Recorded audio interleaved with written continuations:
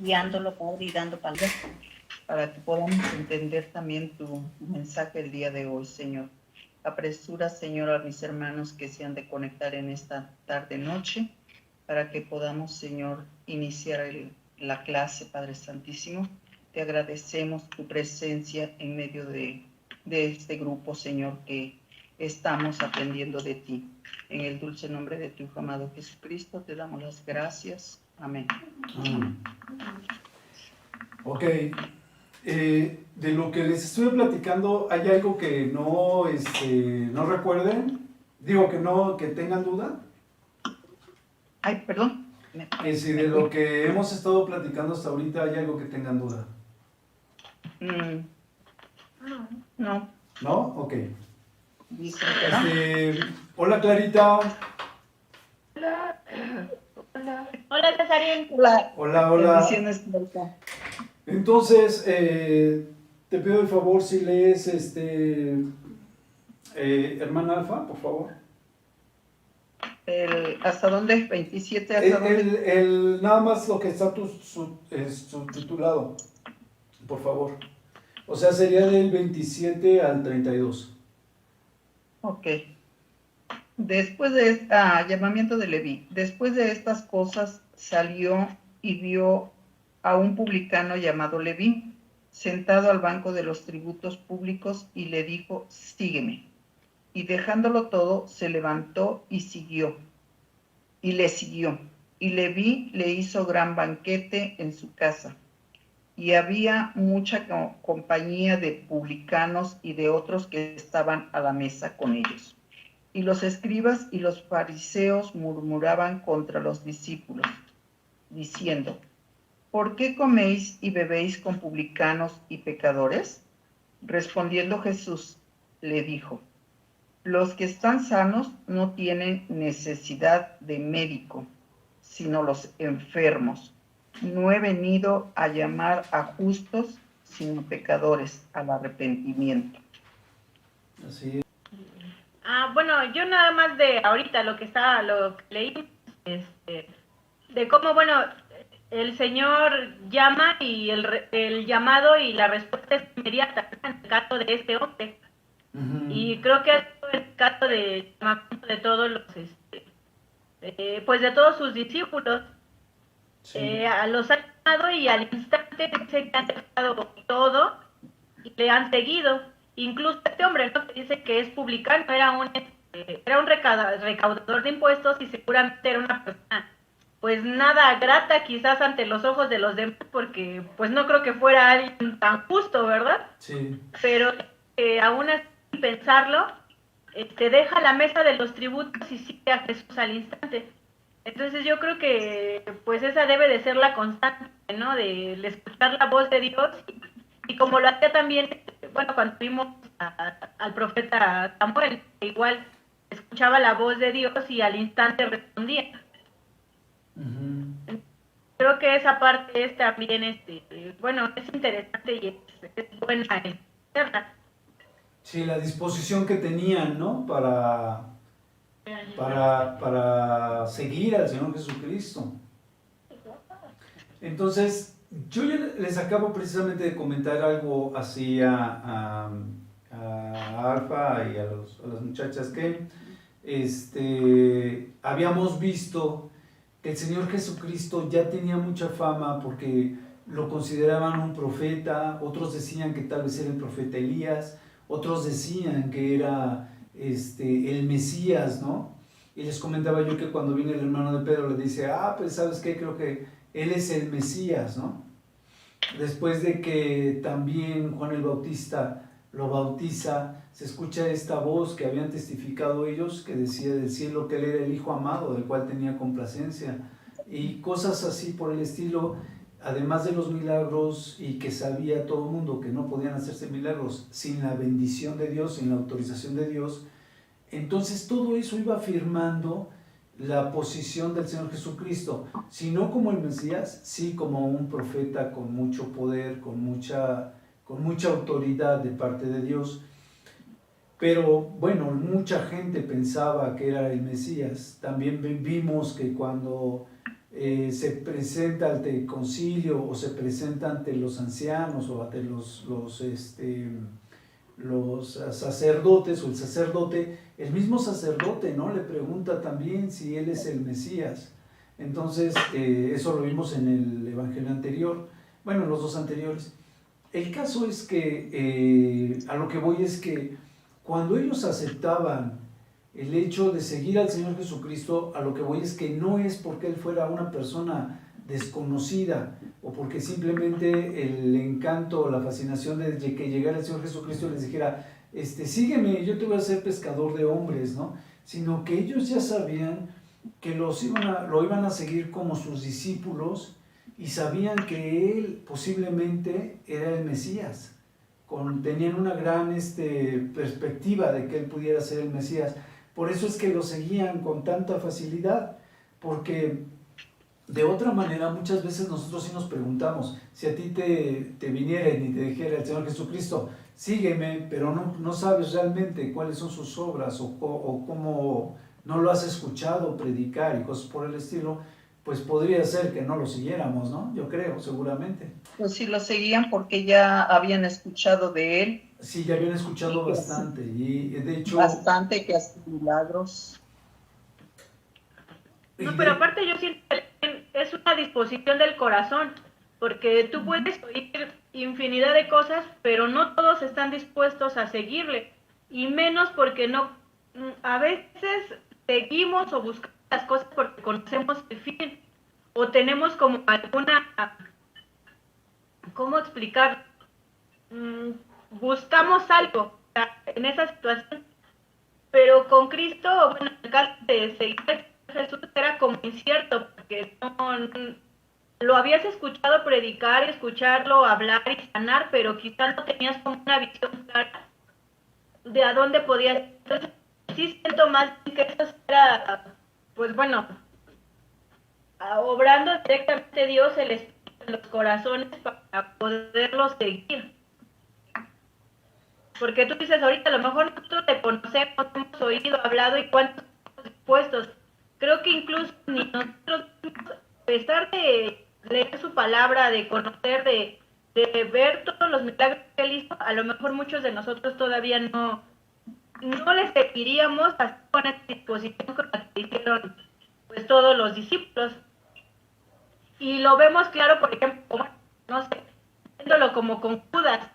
Él lo siguió, pero no creo que su propósito fuera como que ser, tenerlo como maestro, instructor o algo. Su deseo era quizá las riquezas, porque dice la palabra que su corazón estaba enfocado en esa parte, ¿no? Tanto fue así que pues no dudó en entregarlo por unas... No sé si me doy a entender o si estoy como bien o ando errada en eso. No, yo creo que sí estás bien, o sea, habíamos visto que también ya lo había escuchado predicar, por ejemplo, cuando Pedro le presta la barca al Señor Jesucristo para que predicara desde la barca, antes de que lo llamaran, lo acabamos de leer. Pedro entonces, para entonces también tenía la suposición de que él era el Mesías, pero no estaba seguro. Y sí, efectivamente, dice la Biblia que cuando venga la bestia, engañará aún a los escogidos, ¿no? Entonces, es lo que pasa. Yo creo que nosotros podemos escuchar las predicaciones y entenderlas, o la voz de nuestro Dios, el mensaje del Señor Jesucristo, porque somos apartados. Yo creo que aquellos que somos apartados, que previamente nuestro Dios ya sabe que sí vamos a escuchar y vamos a entender la palabra del Evangelio, por eso somos apartados, porque no cualquiera puede escuchar, no cualquiera puede entender y no cualquiera es salvo. No a cualquiera le interesa tampoco el mensaje de salvación a través de la sangre del Señor Jesucristo. Solamente aquellos que son predestinados son aquellos que realmente Dios ya sabe que van a inclinar su corazón hacia el Evangelio, ¿no? Elenita, ¿te puedes leer del 33 al 39, por favor? Sí, claro. Entonces ellos le dijeron, ¿por qué los discípulos de Juan ayunan muchas veces y hacen oraciones? Y asimismo los de los fariseos, pero los suyos comen y beben. Él les dijo, ¿podéis acaso hacer que los que están de bodas ayunen?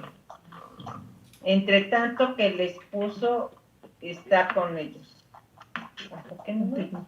Mas vendrán días cuando el esposo les será quitado. Entonces en aquellos días ayunarán. Les dijo también una parábola. Nadie corta un pedazo de un vestido nuevo y pone en un vestido viejo. Pues si lo hace, no solamente rompe el nuevo, sino el remiendo sacado. De él no armoniza con el viejo. Hasta el 39. Y nadie echa vino nuevo en odres viejos. De otra manera, el vino nuevo romperá los odres y se derramará y los odres se perderán. Mas el vino nuevo en odres no se ha de echar, y lo uno a lo otro se conserva. Y ninguno que beba del añejo quiere luego el nuevo, porque dice, el añejo es mejor. Le preguntan sobre el ayuno, ¿no? Dice, entonces ellos dijeron, ¿por qué los discípulos de Juan ayunan muchas veces y hacen oraciones? Entonces, ellos, para entonces todavía estaba vivo Juan, y sus discípulos, ellos los conocían también. Y entonces dice, pero los tuyos comen y beben. Entonces él les dice, ¿podéis acaso hacer que los que están de bodas ayunen? O sea, el que está de fiesta, pues no va a ayunar, porque está celebrando. Y entonces dice, entre tanto que el esposo, que ayunen, entre tanto que el esposo está con ellos. Y después les dice, más vendrán días cuando el esposo les será quitado, entonces aquellos días ayunarán. El Señor ahí les estaba avisando que efectivamente iba a morir, ¿no? Que les iba a ser quitado, que iba a tener que ascender a la presencia de nuestro Dios y que pues iba a padecer la muerte. Para entonces el Señor Jesucristo, por lo menos creo que aquí en Lucas todavía no les avisaba de la crucifixión, pero vemos que posteriormente les empieza a avisar en varias maneras, en varias formas, en varias ocasiones, que pues está por ser crucificado. Entonces dice más adelante el 35, mas vendrán días cuando el esposo les será quitado, entonces aquellos días ayunarán. Dice, les dijo también una parábola. Nadie corta un pedazo de un vestido nuevo y lo pone en un vestido viejo, pues si lo hace, no solamente rompe el nuevo, sino que el remendado sacado de él no armoniza con el viejo, o sea, no va a encajar, se va a ver muy diferente. Y les dice, y nadie echa un vino nuevo en ordes viejos, de otra manera el vino nuevo romperá los ordes y se derramará y los ordes se perderán. Dice, mas el vino nuevo en ordes nuevos se ha de echar y lo uno y lo otro se conservan. Y ninguno que beba del añejo quiere luego el nuevo, porque dice, el añejo es mejor. Ok. Habíamos visto algo muy similar de esto.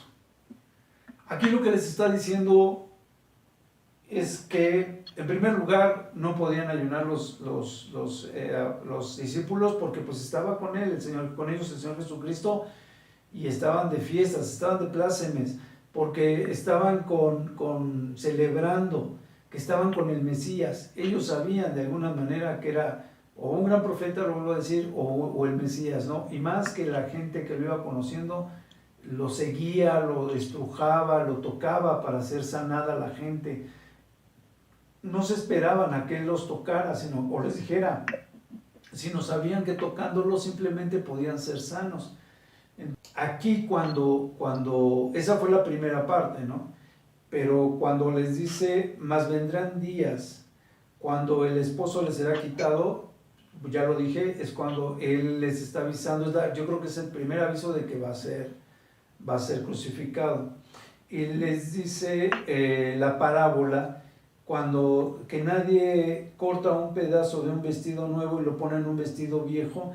Cuando está haciendo esta comparación, habíamos visto anteriormente que les decía el Señor Jesucristo que ellos estaban adaptados a sus viejas doctrinas, a su enseñanza. ¿Se acuerdan cuando lo leímos que le decía a los levitas o a los fariseos o a los escribas que ellos ya estaban habituados a sus rutinas, ya estaban acostumbrados a cierta doctrina, y que ellos no podían entender esa doctrina por lo mismo? Lo comentamos más o menos así, no recuerdo cuál fue el pasaje, pero ya lo habíamos visto anteriormente, ¿se acuerdan? Y aquí les está diciendo lo mismo, les está diciendo que ellos no pueden reparar lo que ellos ya conocen, que eso que ya vivieron no lo pueden corregir, porque esa doctrina, esa enseñanza, esas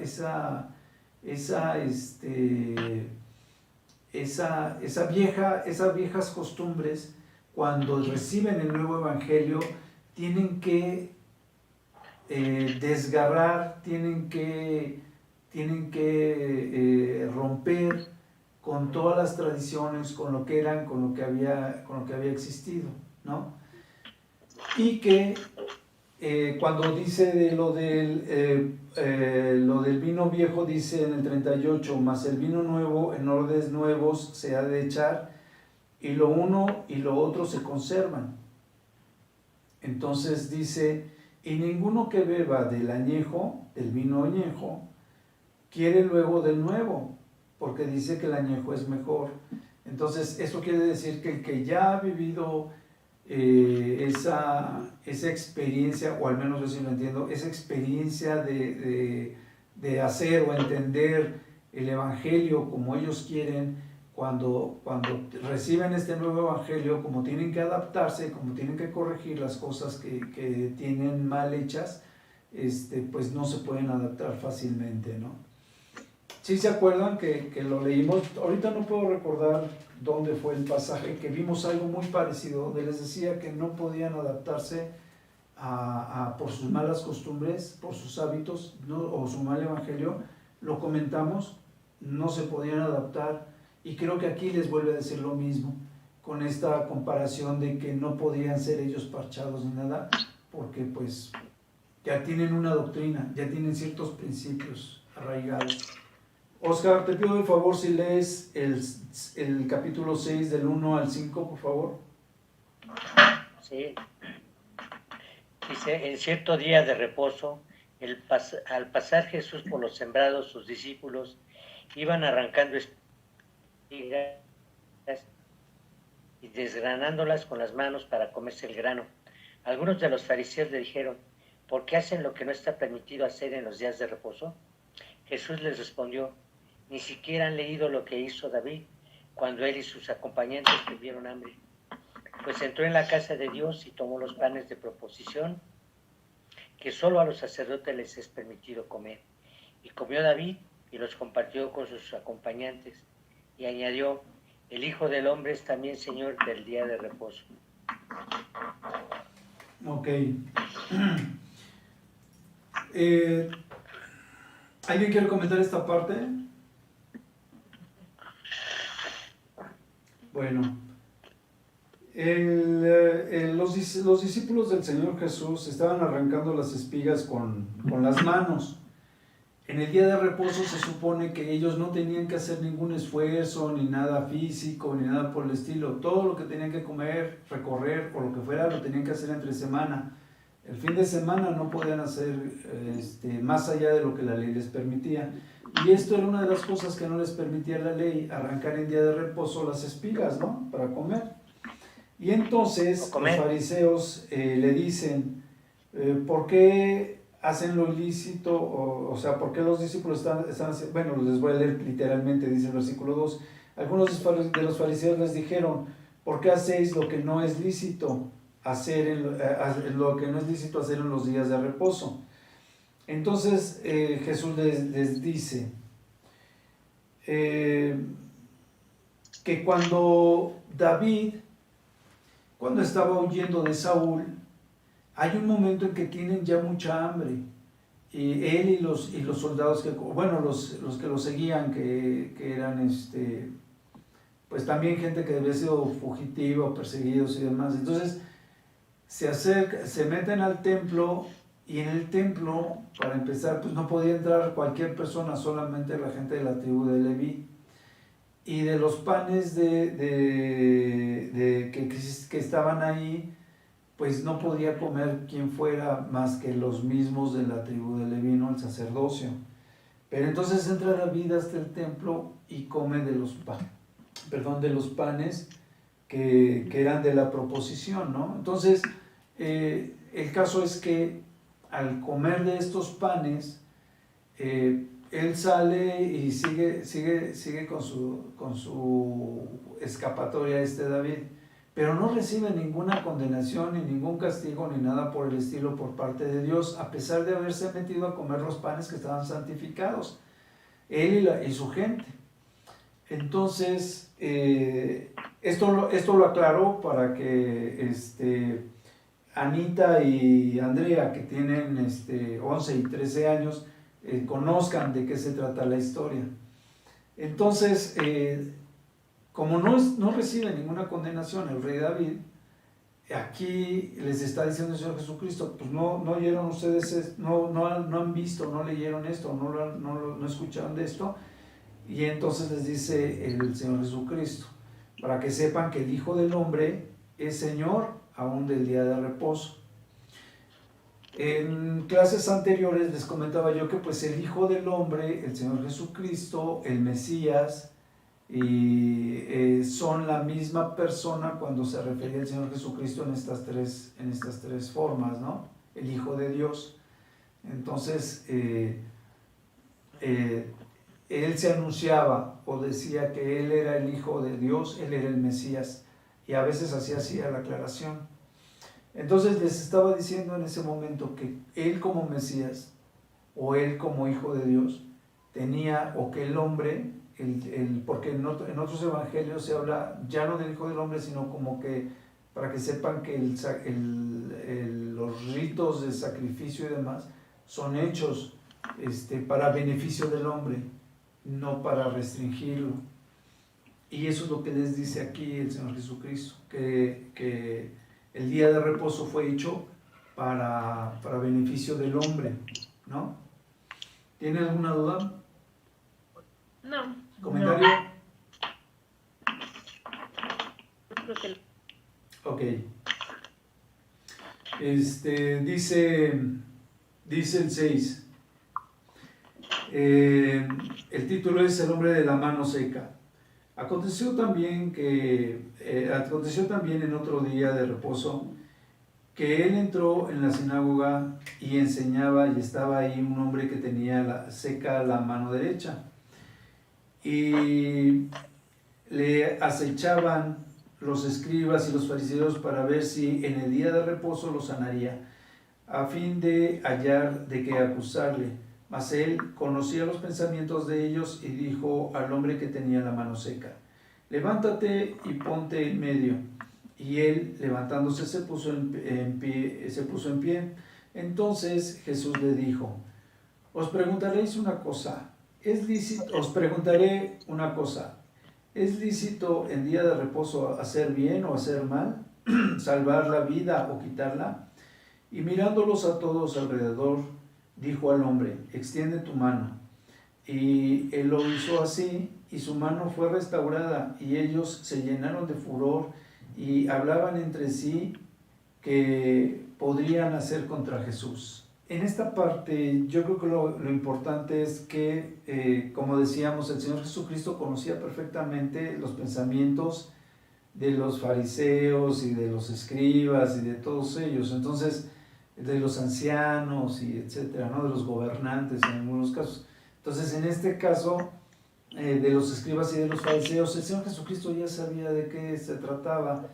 Entonces, ellos querían, primero, lo estaban incitando a que sanara, a que estuviese ahí el hombre de la mano seca, para poder acusar al Señor Jesucristo, ¿no? Y entonces el Señor Jesucristo pues lo pone en medio y le dice, primero les pregunta si es lícito o si es permitido hacer sanidades en el día de reposo. Dentro de todas las cosas que no se pueden hacer, tampoco se podían supuestamente hacer necesidades ni bien ni mal a nadie, ¿no? Nada que implicara ningún esfuerzo o algo extraordinario fuera de lo rutinario. Y entonces, pues resulta que, por eso les pregunta que si puede sanar, y le dice a este hombre que tiene la mano seca que la extienda, y le restaura la mano, ¿no? Entonces, y es cuando dice aquí, cuando dicen que ellos se llenan de furor, pues es más que furor, más que asombro, ellos estaban llenos de enojo, estaban pensando qué poder hacer para hablar en contra de Jesús, para poder prenderle. Yo creo que como el milagro no fue muy directo, sino que simplemente fue hecho, pues por eso es que así quedó, ¿no? Clarita, te pido un favor, lees el que sigue. Elección de los 2 apóstoles. En aquellos días se fue al monte a orar y pasó la noche orando a Dios.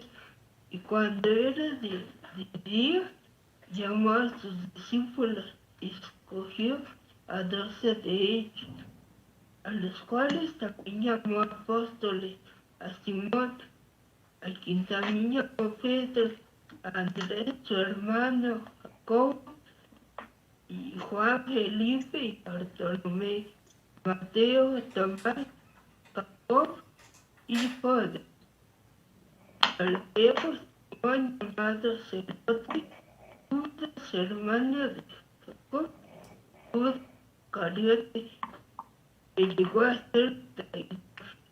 Pues nada más es la mención de los 12 apóstoles, y al último pues obviamente mencionan a Judas Iscariote, que llegó a ser el traidor. Es la única pues mención, ¿no? que hacen específica sobre los demás. Bueno, y a Simón, que le dice que le ponen por nombre Pedro, ¿no? ¿Lees del 17 al 19? Sí. Y descendió con él. Jesús atiende a una multitud. Y descendió con ellos y se detuvo en un lugar llano, en compañía de sus discípulos y de una gran multitud de gente de toda Judea, de Jerusalén y de la costa de Tiro y de Sidón, que había venido para oírle y para ser sanados de sus enfermedades. Y a los que habían sido atormentados de espíritus inmundos eran sanados. Y toda la gente procuraba tocarle porque poder salía de él y sanaba a todos. Aquí lo que comenta es algo que ya les estaba yo platicando precisamente a Alfa y a su familia antes de que empezáramos. Perdón, que al Señor Jesucristo, pues ya lo hemos visto en diferentes martes, que la gente lo acosaba, lo seguía. Cuando él iba de una ciudad a otra ya lo estaban esperando, y después vimos en los capítulos anteriores que no lo dejaban a veces irse, y que generalmente lo que más se menciona muchas veces y pasamos por alto es que la gente procuraba tocarlo, porque al tocarle podía salir poder de él y podía ser sanada la gente, ¿no? En algunos casos sí era sanada la gente, en otros casos no, pero donde la mayor parte de la gente procuraba lo empujaba y demás porque pues la multitud era mucha, al grado de que no podía a veces ni avanzar o no podía enseñarles la palabra, así de tanta era la gente, ¿no? Entonces, y es lo que vemos, yo creo, en esta parte, dos cosas, ¿no?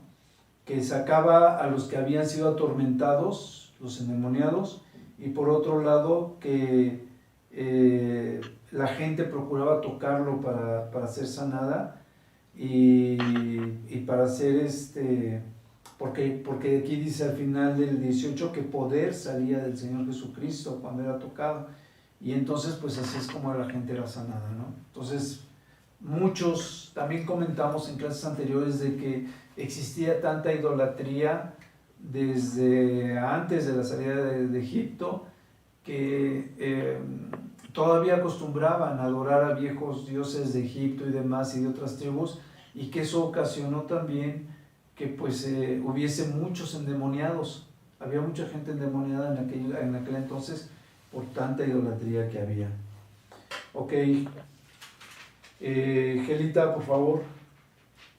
Sí, dice, las bienaventuranzas y ayes. Y alzando los ojos hacia sus discípulos, decía, bienaventurados vosotros los pobres, porque vuestro es de Dios. Bienaventurados los que ahora tenéis hambre, porque seréis saciados. Bienaventurados los que ahora lloráis, porque reiréis. Bienaventurados seréis cuando los hombres os aborrezcan. Yo creo que las bienaventuranzas es un tema que se ha comentado mucho por la diversidad que tiene, por la interpretación que puede tener, ¿no? Dice la primera bienaventuranza, dice, bienaventurados vosotros los pobres, porque vuestro es el reino de Dios. Y como ejemplo yo creo que teníamos, ¿se acuerdan de la parábola del rico, Lázaro y el rico? Sí. Entonces decía la parábola que cuando le dice el rico que humedezca la punta de su boca, que con la punta de sus dedos humedezca su boca porque está en una llama de fuego ardiente o cosas por el estilo. Le dice él que pues él no puede hacer nada porque él ya tuvo su recompensa aquí en el mundo, en la tierra, cuando estaba vivo, y que pues ahora Lázaro, que es el que había sufrido, pues ahora estaba en el paraíso, ¿no? Y yo creo que esto es parte de lo que el Señor tiene preparado. Muchas veces nos preguntamos el porqué de las hambres en el mundo y otras cosas que definitivamente están ocasionadas por Satanás, pero al permitirlo Dios, por otro lado, es como que estar permitiendo que estas personas que están sufriendo pues tengan un acceso o más, tengan como que una entrada más justificada en el reino de los cielos, ¿no? Entonces, aquellos que son pobres, aquellos que han padecido, pues van a estar en el reino de Dios, ¿no? De ellos va a ser el reinado de Dios. Y pues yo creo que no hay mucho que profundizar, pero nada más es esa parte. Esto no quiere decir que esté exceptuando el hecho de que para que ellos puedan estar en el reino de Dios, pues también tienen que estar conscientes de la salvación a través de la sangre de Cristo, ¿no? Es una cosa con la otra. Después dice, bienaventurados los que ahora tenéis hambre, porque seréis saciados, ¿no? Vamos a pasar a un cuerpo incorruptible y yo creo que no vamos a tener necesidad de comer y de beber, entonces solo Dios lo sabe, porque también dice que tampoco nos casaremos ni nos daremos en casamiento. Entonces esas son de las cosas que son físicas, que yo creo que estando en el nuevo cuerpo, en un cuerpo incorruptible, en un cuerpo que no se puede corromper, pues vamos a tener nos vamos a poder abstener de ese tipo de cosas, ¿no? Después dice, bienaventurados los que lloráis porque reiréis. En otras partes, en otros de los evangelios dice que porque seremos consolados, ¿no? Los que lloran, los que padecieron penas, sufrimientos y demás, en cualquier momento, pues van a ser consolados. Y no precisamente hasta que llegamos en el paraíso, porque por un lado también en la actualidad, pues Dios nos da paz, Dios nos da tranquilidad, ¿no? Y Él es el que nos consuela. Después dice en el 22, bienaventurados seréis cuando los hombres os aborrezcan y cuando os aparten de sí y os vituperen y desechen vuestro nombre como malo por causa del Hijo del Hombre. Entonces todo aquel que padezca por el Evangelio, pues es una persona dichosa, porque a fin de cuentas nuestra función, una vez que creemos, es tratar de que los demás también crean en el Señor Jesucristo.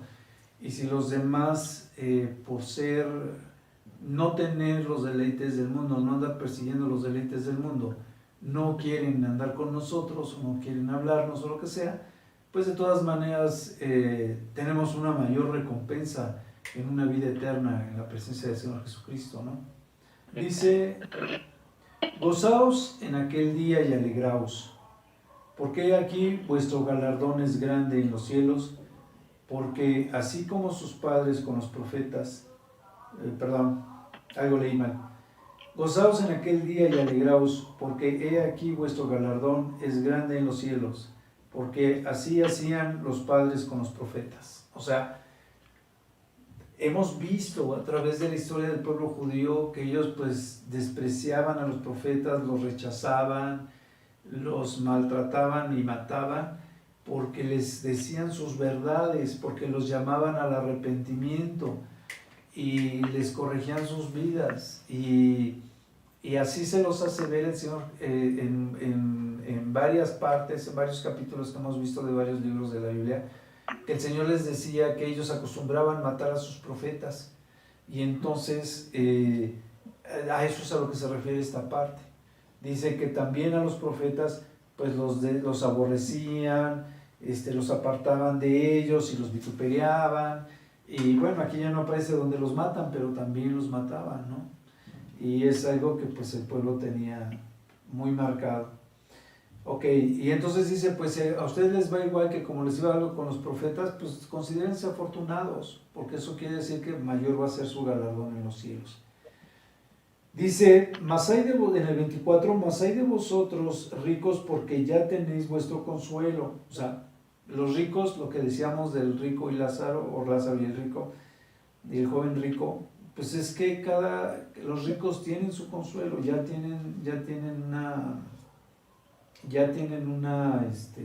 las cosas buenas de la vida presentes, ¿no? Hay de vosotros los que ahora estáis saciados, porque tendréis hambre. Hay de vosotros los que ahora reís, porque lamentaréis y lloraréis. Y hay de vosotros cuando todos los hombres hablen bien de vosotros, porque así hacían sus padres con los falsos profetas. Entonces, yo creo que está bastante claro, ¿no? Son los puntos contrarios a las bienaventuranzas que estaban recibiendo. El amor hacia los enemigos y las reglas de oro. Y la regla de oro. Pero a vosotros los que oís, os digo, amad a vuestros enemigos, haced bien a los que os aborrecen, bendecid a los que os maldicen y orad por los que os calumnian.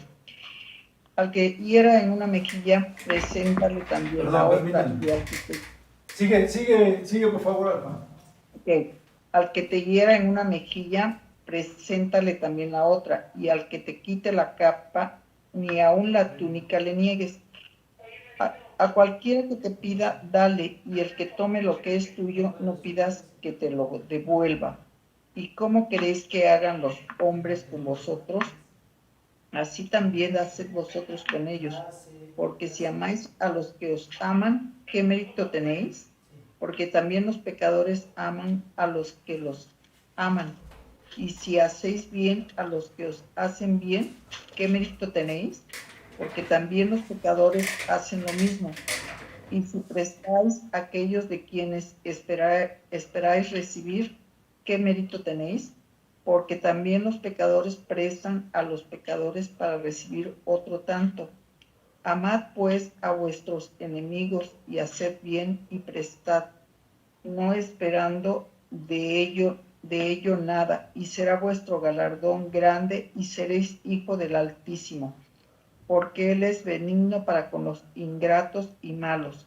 Sed pues misericordiosos, como también vuestro Padre es misericordioso. Pues que Comenten. tenemos que bendecir a los que nos maldicen,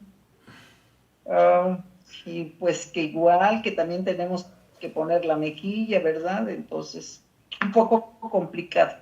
Sí, cuando el Señor Jesucristo dijo que había dos grandes mandamientos y uno era el amar a nuestro Dios por sobre todas las cosas y el otro era amar a nuestro prójimo como a nosotros mismos. Como a sí mismo. Sí, entonces yo creo que este es un enfoque como que bastante fuerte, porque es ciertamente muy difícil que alguien pueda amar a aquel que lo ha ofendido, aquel que lo aborrece, que nada más lo está despreciando, aquel que le hace groserías, y diferentes cosas que dice aquí, ¿no? Que se podrían estar comparando con este tipo de acciones. Y dice que el que te hiera todavía físicamente, lo dice en el 29, que el que te hiera en una mejilla, también le presentes la otra, ¿no? Y entonces, y aquel que te pida la capa, que también le entregues la túnica. Entonces, y que no se lo niegues. Entonces, sí son situaciones pues bastante difíciles. A veces con nuestros enemigos es muy marcado, es muy difícil, que prácticamente yo diría que en la vida del cristiano, aún de la vida del cristiano, a veces son situaciones prácticamente imposibles, ¿no? Como que sí nos cuesta mucho trabajo. Y en otras ocasiones cuando consideramos que es injusto, pues tampoco lo hacemos. Entonces, y a veces aunque sea justo, a veces tampoco hacemos obras correctas, ¿no? Dice la Biblia que aquel que sabe hacer el bien y no lo hace, pues le es pecado.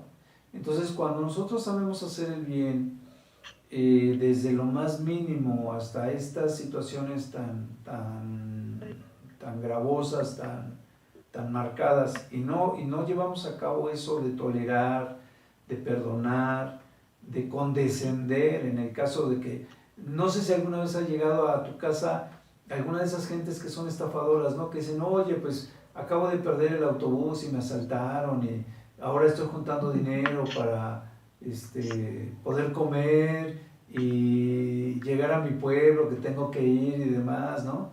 Y no tiene a quién hablarle por teléfono ni nada por el estilo, porque pues toda esa información se va en el celular que traía, si es que traía celular o cosas por el estilo. Entonces, y sabes que muchas veces te están viendo la cara, ¿no? Y dices, bueno, pues va, o sea, sale, come aquí, y te da una lana, ¿no? Pero es lo que digo, no siempre lo hacen. Cuando es una situación así que es muy evidente que es una estafa, que es una artimaña, pues mucha gente ya no quiere confiar, no confía en la gente por lo mismo. Sí les ha pasado, ¿no? Aquí creo que han llegado por lo menos unas 3 personas que dicen que fueron asaltados y que están juntando para irse o poder llegar a tomar un autobús para irse a su casa. ¿No les ha pasado? Pues en la iglesia, ¿cuánto te ha pasado varias veces? Sí, en la iglesia, además de la iglesia, además de la iglesia. Pero pero sí, aquí sí nos ha pasado 2 o 3 veces. Entonces, y sabes que te están engañando, ¿no? Sabes que no es verdad. Pues sí. En esta parte yo creo que lo que yo decía es El Señor dice que amemos a los demás como a nosotros mismos. Y a veces cuando nosotros tenemos ese tipo de acciones, o hemos llegado a tener ese tipo de acciones de ser agresivos verbal o físicamente o lo que sea, pues sabemos que no nos van a perdonar, ¿no? O sea, no esperamos el perdón de alguien más. Y aquí la pregunta es si desearíamos ser perdonados, si nos interesaría en un momento dado tener ese perdón de esa persona a la cual agredimos, ¿no? Tal vez en un momento de ira, de enojo, o no sé. Entonces, a veces hasta lo hacemos sin tenerlo pensado, sin que sea premeditado. Nuestra actitud es muy fuerte a veces, ¿no? Y podemos tal vez estar ofendiendo o tal vez estar siendo agresivos físicamente, ¿no? A mí muchos de los vecinos, aún de aquí, de la calle, me decían, no, sí, siempre has estado fuerte, dice, y eras bien pesadito cuando jugábamos, eras muy cargado. Entonces, y se acuerdan de eso, de que era yo muy, y primos, ¿no? Me dicen que era yo muy, en cierta forma encajoso. Y les digo, no creo. Dice, sí, de veras, eras muy rudo. Y les digo, no, pero no lo creo, ¿no? O sea, ¿de veras? Sí, no, pues sí. Entonces sí, hay 2, 3 personas que me lo han dicho. Y digo, y a veces no nos damos cuenta de que somos así, ¿no? Tal vez prepotentes, tal vez agresivos, no lo sé. Pero sí sé que en el momento en que lo somos o en el momento en que lo reconocemos, pues sí nos gustaría que nos perdonaran, ¿no? El hecho de haber sido en un momento dado inconscientes de lo que hacemos. Digo, somos inconscientes en el sentido profundo, porque estamos conscientes de lo que queremos hacer y hacemos el mal, ¿no? ¿Cómo ven? Aquel que se cree inocente que arroje la primera piedra.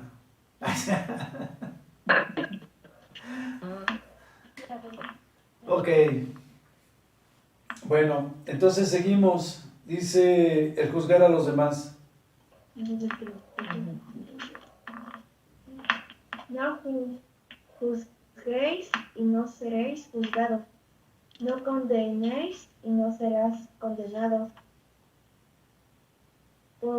Perdonad y seréis perdonados. Dad y se os dará. Medida buena, apretada, demasiada y rebosando, dará en vuestro regazo, porque con la misma medida con que medís, os volverá a medir. Y les decía una parábola, ¿acaso no pueden un ciego guiar a otro ciego? ¿No caerán ambos en el hoyo? Es un poquito. El discípulo no es superior a su maestro, más todo al que fueren perfeccionado será como su maestro, porque miras la paja que está en el ojo de tu hermano, y no echas de ver la viga que está en tu propio ojo. O como puedes decir a tu hermano, hermano, deja sacar la paja que está en tu ojo, no mirando tú la viga que está en el ojo tuyo. Hipócrita, saca primero la viga de tu propio ojo y entonces verás bien para sacar la paja que estás en el ojo de tu hermano. Pues dice que aprendamos a no ser perfectos, ¿no? Porque al final del día también nosotros vamos a ser juzgados de la misma manera. Entonces, creo que también ahí enseña esa parte de la humildad, ¿no? Porque dice, pues, con la medida que midas vas a ser tú también medido, ¿no? O sea, no veas aquello, no juzgues, porque primero obsérvate tú, ¿no? Ve qué es lo que estás haciendo. Lo hemos visto en varios pasajes de la Biblia, ¿no? Donde dice que tengas cuidado de no juzgar a los demás. Y esta es otra parte donde dice que no debemos de juzgar a los demás. y dice que no juzguemos para que no seamos juzgados, ¿no? Que tampoco condenemos para que no seamos condenados y que perdonemos para ser perdonados, que era parte de lo que está complementado esto que estamos diciendo con la parte que venía anteriormente, porque decía que termina la parte diciendo que tenemos que ser misericordiosos, ¿no? Porque también nuestro Padre es un Padre misericordioso. Y entonces dice, ok, parte de la misericordia es saber perdonar, no juzgar, no ser exigente con la demás gente. Debemos tratar de ser empáticos, tratar de comprender su situación para que podamos estar libres de culpa también nosotros, porque en un momento dado, con esa misma dureza con que nosotros juzguemos a los demás, con esa misma dureza nos van a juzgar, ¿no? Como decía Angelita. Pero dice en el versículo 38, dice, dad y se os dará. O sea, aparte no nada más es juzgar, sino dar, ese dar también es dar esa condescendencia, dar esa parte de permitir ciertas cosas. Dice, medida buena, apretada, remecida y rebosada, darán, rebosando, dice, darán en vuestro regazo. O sea, cuando tú acostumbras ser una persona dadivosa, se extiende no solamente en tu forma de ser, sino también en tu forma de compartir, de agradecer y demás. Y cuando tú acostumbras a hacer eso, el Señor mismo se encarga de que tú recibas como retribución lo mismo que tú das. En algunos casos no, claro, pero es cuando estás en prueba, cuando Satanás te ataca, pues por el estilo, pero generalmente esas cosas buenas que tú compartes, esas cosas buenas que tú das, también las recibes de regreso. Y entonces les empieza a decir una palabra, ¿no? Dice, ¿acaso puede un ciego guiar a otro ciego? Dice, ¿no caerán ambos en el mismo hoyo? Si tú no tienes esa forma de ser tolerante y demás, pues no puedes llevar a alguien a que sea tolerante. Si no eres una persona dadivosa, pues no puedes llevar a otra persona a que sea dadivosa, ni puedes exigirle a nadie que haga algo que tú no practicas, algo que tú no haces, no lo puede hacer otra persona, ¿no? Entonces, a eso es a lo que se está refiriendo. Dice por eso que el discípulo no es superior a su maestro, mas todo aquel que fuese perfeccionado será como su maestro. O sea, aquel que llega a obtener la perfección, aquel que llega a crecer hasta la estatura del varón perfecto, en el caso del Señor Jesucristo, llega a tener esa estatura del Señor Jesucristo, llega a tener esa estatura del Maestro. Entonces, pero eso se lleva a través de la práctica, se lleva a través de la perfección, ya lo hemos dicho varias veces, la relación con nuestro Dios, la relación con nuestro Señor Jesucristo, con el Espíritu Santo, en este estudiar, en este leer la Biblia, en este orar, es en lo que pues nosotros vamos creciendo, ¿no? Hasta esa estatura. Entonces dice, ¿por qué miras la paja que está en el ojo de tu hermano y no echas a ver la viga que está en tu propio ojo? Ya lo hemos mencionado muchas veces, es un versículo muy famoso entre los cristianos, que no puedes estar criticando la paja que tiene el vecino en su ojo o tu hermano cuando tú tienes una viga atravesada en tu ojo, ¿no? O sea, aquellas cosas que te pueden parecer gravosas en los demás, puede ser que tú las tengas todavía muy remarcadas. Y decía, ¿cómo le puedes decir a tu hermano? Déjame sacarte la paja que está en tu ojo, no mirando la viga que está en el ojo tuyo. Hipócrita, saca primero la viga de tu propio ojo y entonces verás bien para sacar la paja que está en el ojo de tu hermano.